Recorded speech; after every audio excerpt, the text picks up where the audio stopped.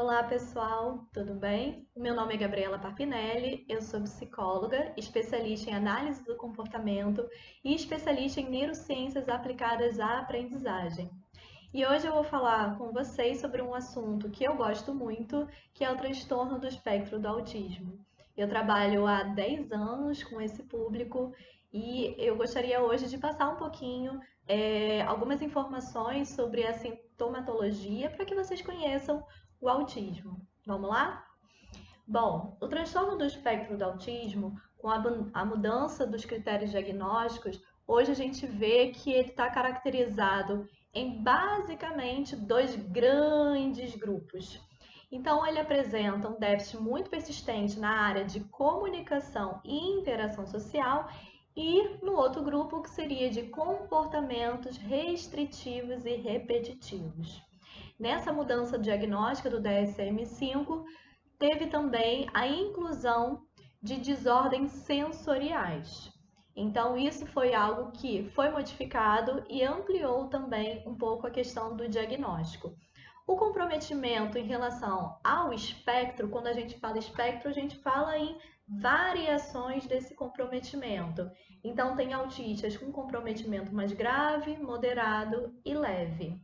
Isso significa que os sintomas que eu vou trazer para vocês não necessariamente eles sempre vão ser moderado, grave e leve. Alguns autistas vão ter uma área, por exemplo, em relação a uma desordem sensorial muito grave, mas ele vai ter uma habilidade comunicativa mais leve. Então, quem trabalha com autismo sabe que é um grande enigma trabalhar com eles, mas também mostra pra gente cada dia mais que cada pessoa é única, independente do seu diagnóstico, assim como autistas. E aquela premissa básica que todos dizem de que quando você conhece um autista, você realmente só conheceu um autista. Então, dentro dessas variações todas, é muito importante que a gente entenda melhor sobre o diagnóstico. Bom, o espectro do autismo, ele começa a apresentar alguns sinais, muitas vezes, quando a criança está no berço ainda, quando é um recém-nascido. Mas são sintomas mais difíceis de serem detectados quando são autistas num grau mais leve.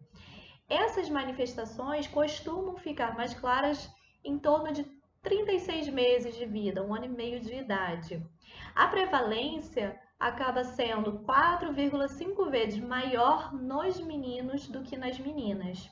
E hoje a gente já tem uma incidência de uma criança autista a cada 59 nascimentos, ou seja, uma incidência muito alta. Com certeza todos vocês já conheceram alguma pessoa no espectro do autista ao longo da vida que provavelmente vocês nem sabiam que tinham essas características e, no caso, esse diagnóstico. Então, eu vou passar para vocês um pouquinho, primeiramente, de alguns sintomas pré-clínicos. O que são sintomas pré-clínicos? São aqueles sintomas que algumas crianças apresentam que, pareado a um desenvolvimento típico, já demonstra alguma diferença ou algum tipo de atraso. Em alguns casos, quando são muito significativos, a presença desses sintomas a gente já consegue diagnosticar, inclusive em crianças com menos de um ano de idade. Entretanto, em alguns casos, são sinais que a gente chama como se fossem sinais de alerta, para a gente ir acompanhando o desenvolvimento dessa criança, mas independente se ela já fecha ou não o diagnóstico de autismo, sempre é recomendado que seja iniciado algum tipo de intervenção comportamental, para que essa defasagem dela já seja diminuída com essa estimulação precoce, certo? Bom, alguns sintomas pré-clínicos, então, em crianças bem pequenininhas, bebês, que a gente pode começar a observar. A dificuldade dela sustentar o contato visual. Isso é muito nítido quando vocês veem a mãe amamentando o bebê. Quando a mãe amamenta, num primeiro momento, a gente já tem ali uma troca social, que é através do contato visual.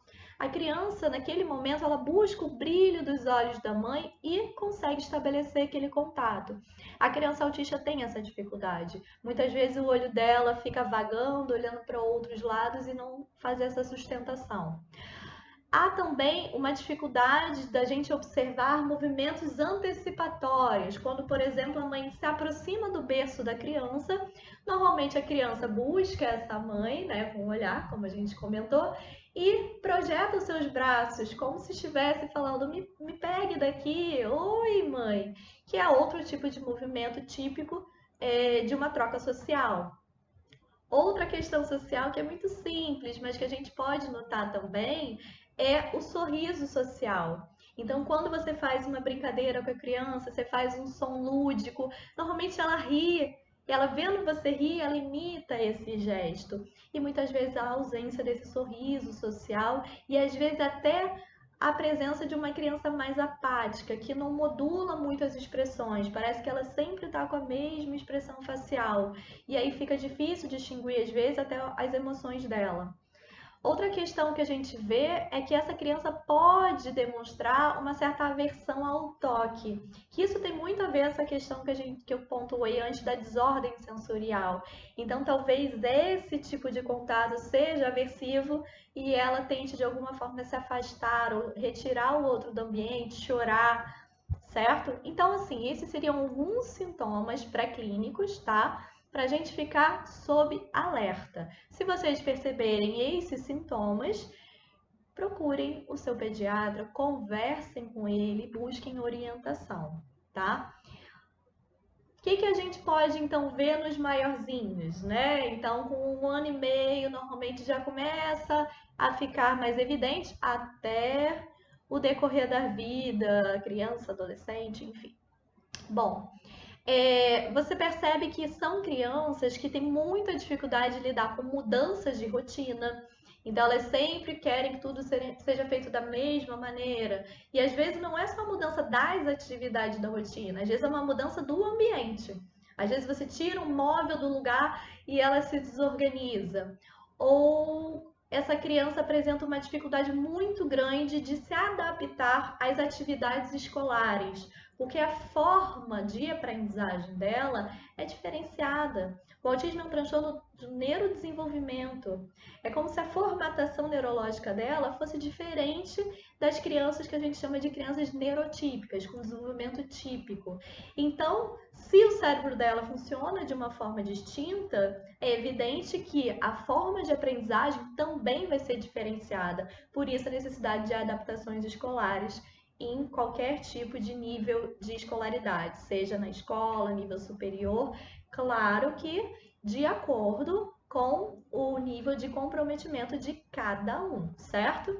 Ok. Outra questão também que para mim é uma das questões mais delicadas é que essas crianças têm uma dificuldade de compreender perigos reais. E aí, quando eu falo de perigos reais, eu falo tanto da criança andar na rua e ter um bueiro aberto e ela simplesmente não entender que se ela pisar ali ela vai cair, então seria a dificuldade até de antecipação de uma consequência, como dela não conseguir fazer uma leitura em pessoas que estão com segundas intenções e querem se aproveitar dela ou fazer alguma maldade. Acaba sendo um sintoma que a gente se preocupa muito como terapeuta em tentar trabalhar. E aí, devido à falta de malícia deles, principalmente, né, na primeira infância, na adolescência, muitas vezes eles já acabam virando até alvo de bullying, ou realmente passam por situações onde as pessoas se aproveitam deles. Outra questão é um apego que eles têm, que a gente fala que é um apego inadequado, entre aspas, a alguns objetos. Então, enquanto as crianças querem brincar de carrinho, de Lego, às vezes ele gostou muito mais do barbante que ele encontrou na padaria. E aí ele passa horas brincando com aquele barbante, enquanto outras crianças estariam focadas, se divertindo jogando jogo, videogame. Então, seria apegos a esses objetos que para outras crianças não seriam interessantes ou não teriam uma função de brincar. Diante disso, a gente percebe também a questão de estereotipias ou STINs, que são movimentos repetitivos do corpo. Tanto a criança movimentar o corpo com esse balançar, como ela fazer flapping com as mãos. Existem vários tipos de movimentos que são repetitivos. Ela pode usar também as estereotipias com objetos, então ela organizar os brinquedinhos dela sempre de uma forma. Ah, então os carrinhos vão estar sempre do maior para o menor, ou é sempre nessa ordem de cores que ele determinou. É, e movimentos estereotipados, inclusive, com objetos, como rodar a rodinha do carro, em vez de brincar com essa rodinha. Há vários tipos de estereotipias que a gente precisa ficar atento para conseguir intervir e trabalhar no aumento do repertório dessa criança, certo? Além disso, às vezes essas crianças apresentam, uma comunicação diferenciada também. Então, há algumas crianças autistas que não chegam a desenvolver a fala, algumas crianças autistas que apresentam um atraso da fala, então demora mais tempo para ela conseguir desenvolver, e há crianças autistas que conseguem desenvolver a fala desde a primeira infância, entretanto, a forma de falar tem algumas peculiaridades. Por exemplo, algumas crianças autistas têm uma dificuldade na entonação da voz. Então, é como se a entonação dela não tivesse dotada de emoção.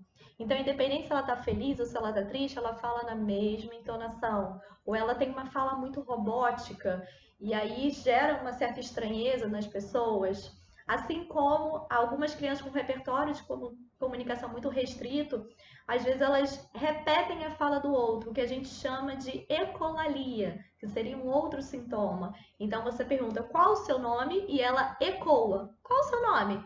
Por uma dificuldade, né, dela saber como responder. E aí é uma outra questão que a gente pode conversar depois em outro vídeo.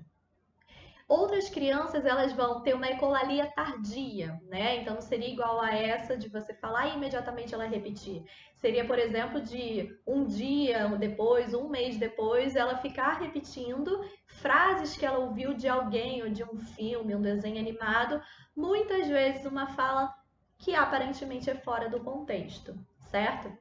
Bom, além disso, a gente também percebe que essas crianças, elas têm muita dificuldade de desenvolver brincadeiras que a gente falaria que seriam brincadeiras funcionais, né? Então, por uma dificuldade até de abstração, de construção dessa imaginação de algumas dessas crianças, elas tendem muito mais a um comportamento repetitivo que muitas vezes os pais acreditam ser um tipo de brincadeira. Então a gente precisa ficar um pouco atento a isso também. Algumas dessas crianças apresentam uma desregulação emocional e algumas vezes elas têm uma dificuldade de modular a emoção que elas estão sentindo. Então, às vezes, você está vendo ela ver televisão, fazendo uma atividade e o famoso do nada, que nunca é do nada, ela começa a chorar ou ela começa a gargalhar e não consegue parar. Alguma dessas crianças também apresentam uma agitação motora muito grande, uma hiperatividade, enquanto outras às vezes são muito quietinhas, muito apáticas, como se elas nem reagissem aos sons do ambiente. E acaba que elas passam uma imagem errônea para outras pessoas de que elas não estão interessadas no outro, então elas passam despercebido. Muitas vezes é uma falha no repertório dela de observação do ambiente, de saber como se posicionar. Eles todos, independente do nível do espectro, leve, moderado ou grave, todos eles apresentam uma grande inabilidade social, uma dificuldade de fazer amizade, iniciar uma conversa, de se colocar, de saber como ser empático, ser assertivo, que são habilidades que a gente vai trabalhando aos pouquinhos, porque todos eles têm competência de se desenvolverem todas essas dificuldades. Algumas vezes eles agem como se fossem surdos, e é muito típico, às vezes, os médicos pedirem para que eles façam algum exame auditivo para detectar, no caso seria o PERA, né, se a criança tem alguma deficiência auditiva, e isso acaba sendo até um exame de descarte, porque eles não têm essa questão, e aí tem outras explicações para a criança não responder ao estímulo do nome dela.